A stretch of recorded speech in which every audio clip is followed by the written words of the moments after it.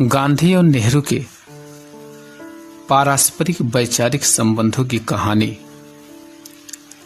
आधुनिक भारतीय इतिहास की एक जटिल समस्या है।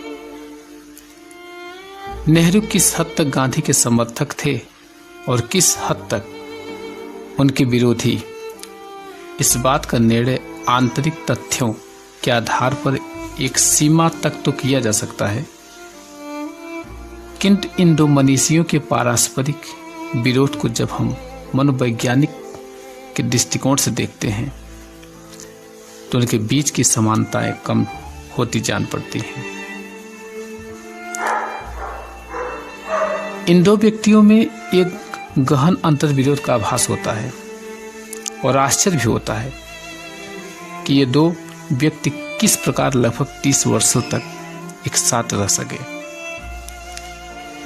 गांधी की मूल अवधारणाएं आध्यात्मिक थी और नेहरू के वैज्ञानिक। गांधी जी मूलतः एक धार्मिक संत थे, नेहरू के यथार्थवादी चिंतक। गांधी की नैतिक दृष्टि धर्म मूलक थी, नेहरू की बौद्धिक। गांधी यथार्थ का विश्लेषण अपने आदर्शों के आधार पर करते थे, नेहरू का यथार्थ चिंतन वस्तुवादी था। कराचित एक बिंदु ऐसा अवश्य था जहां पर दोनों पूर्णतः असहमत थे। दोनों निस्वार्थ भावना से देश तथा मानवता के हित चिंतक थे। शायद यही एक ऐसा क्षेत्र था जहां दोनों की आस्थाएं और चिंताएं एक होती जाती थी। जब कभी भी वैचारिकता का प्रश्न उठता था, नेहरू अपने को गांधी से भिन्न पाते थे और गांधी भी इस बात को स्वीकार करते थे कि उनके बीच में वैचारिक मतभेद है। इस मतभेद की कहानी 1928 से शुरू होती है और 1947 तक चलती रहती है।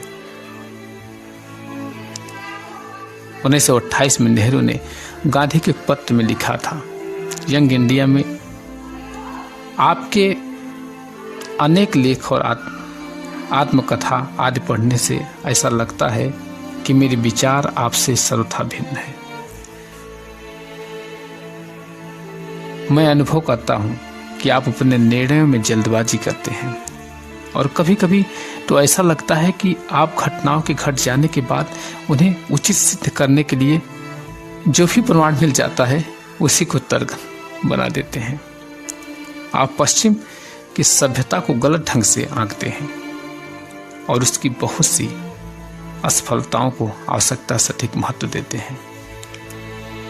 इस पत्र के उत्तर में गांधी ने नेहरू के व्यक्तिगत गुणों की प्रशंसा करते हुए लिखा, तुम्हारे और मेरे मध्य जो अंतर है वे मुझे इतने गहरे और व्यापक लगते हैं कि हमारे पास वार्तालाप के लिए कोई समान स्थल नहीं है।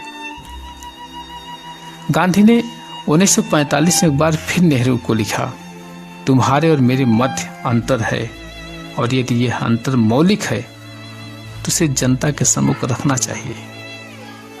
इस तथ्य को जनता से छिपाना स्वराज्य के कार्य के लिए हानिकारक होगा।